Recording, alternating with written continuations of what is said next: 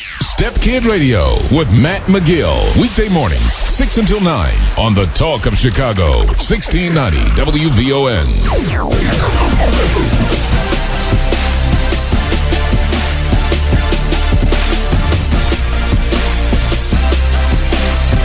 I'm not sure how happy the Obama... I mean, they pretend they were happy. They're not. Oh, yeah, I know, and I got fucking Harris calling Rahm Emanuel to confirm. They would hate that, I would. Because they gave me 4 names they'd be okay with, and they put Jesse Jr. on the list. Oh, interesting. Liars. Yeah, right. So Harris is going to confirm and tell you, the governor's meeting with Jesse Jr. on Monday, just to be, clear again. You guys are okay with him. I got to tell you, you know what? They probably put him on the list because they know you hate him so much. Correct. They figure I'll never do him. But you know what? I got to tell you, man, if you're them, you'd much, much, much rather have anybody else be a senator than him because he's going to be a pain in their ass.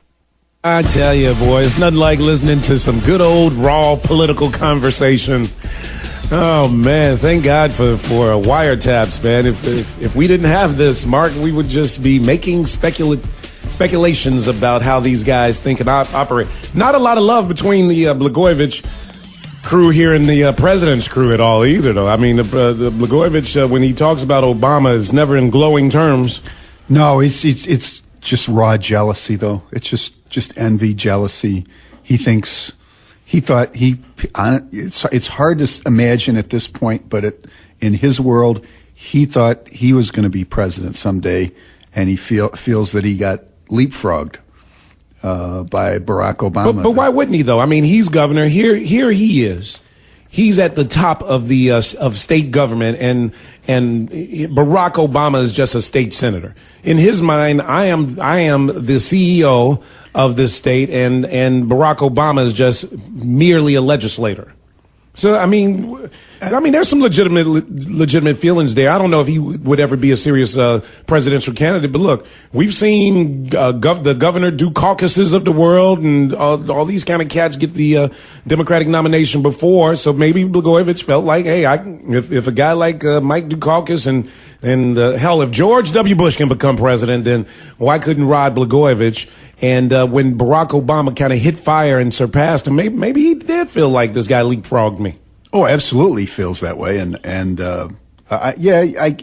guess if you look back at it through what was going on then, maybe you can see that. I don't recall many people really looking at Rod Blagojevich as presidential material. And I mean, even from the earliest days, people thought of Barack Obama as presidential material. It's just an amazing thing. Even when he was nobody, people could see that he had that potential. He had something in him. Let's go to the phone call, see what you guys are thinking. William is calling us from Bolingbrook. You're on 1690 AM. William. Hey, Matt. Hey. Listen, it seems like there's dead silence on this issue that's going on in West Virginia. You've got a governor who all of a sudden has the same situation, a vacant Senate seat. Where, in West Virginia? Right. Okay. You know, when Byrd passed away. Yeah, of course. So this governor is going through the same thing Blagojevich is going through, and he's saying some of the same things. He don't know who he's going to give it to, and if he can't find anybody, he may take the Senate, the seat himself.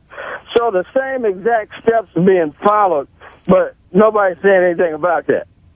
And then, too, what's really criminal about this whole thing is what does the FBI get off wiretapping somebody for 5 years?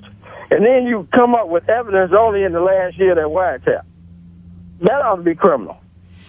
Well, I don't know. You want to take a stab at that, Mark? Well, for one, it's not quite correct. He was only wiretapped for 2 months. I mean, the wiretap started in October of 2008, and it ended December 4th or 5th of 2008. So, there were wiretaps 4 years previously on Stuart Levine as part of the investigation of Tony Resco and Levine, but to our knowledge, there were no wiretaps of the governor at that point. Yeah, and you know, unfortunately, the federal government, when it comes down to wiretapping, there are some laws that guidelines that they have to follow, right? Certain number of hours they have to turn off at a certain time, at least according to when I watch Goodfellas. That's what they said. Yeah, there's all kinds of rules that, like, if they don't seem to be talking about an issue on point, you have to turn it off, and then you can turn it back on a little bit later. Right. So it's like, I guess on Goodfellas they do the thing where they talk about the wife and kids, and then they wait until they time in it, and then they go back on. The bad guys know that stuff. Step Kid Radio with Matt McGill. Weekday mornings, 6 until 9 on the Talk of Chicago, 1690 WVON.